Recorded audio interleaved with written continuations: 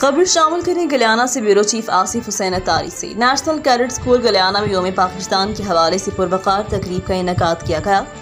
तफसीलात के मुताबिक पुरवकार तकरीब में तिलावत कुरान करीम, नात, तकारीर, मिली नगमों और कलाम इकबाल में तलबा ने शानदार कारकर्दगी का मुजाहरा किया।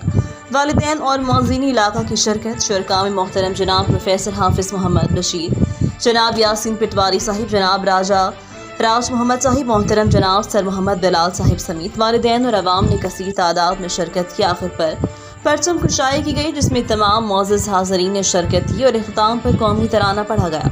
प्रिंसिपल इदारा ने नेशनल कैडेट स्कूल गलियाना कैंपस के नई शोबा जूनियर सेक्शन का मेहमानों को विजिट करवाया। आवाम की तरफ से इदारे पर भरपूर एतमाद का इज़हार। शदीद गर्म मौसम में शिकंजबीन ने मेहमानों की तवाज़ी की गई। प्रिंसिपल इदारा प्रोफेसर मोहम्मद उस्मान हैदरी ने हाज़रीन और मेहमानों का शुक्रिया अदा किया। अब तक के लिए इतना ही। मज़ीद खबरों से बाखबर रहने और ताज़ा अखबार पढ़ने के लिए विजिट करें हमारी वेबसाइट rednews.pk।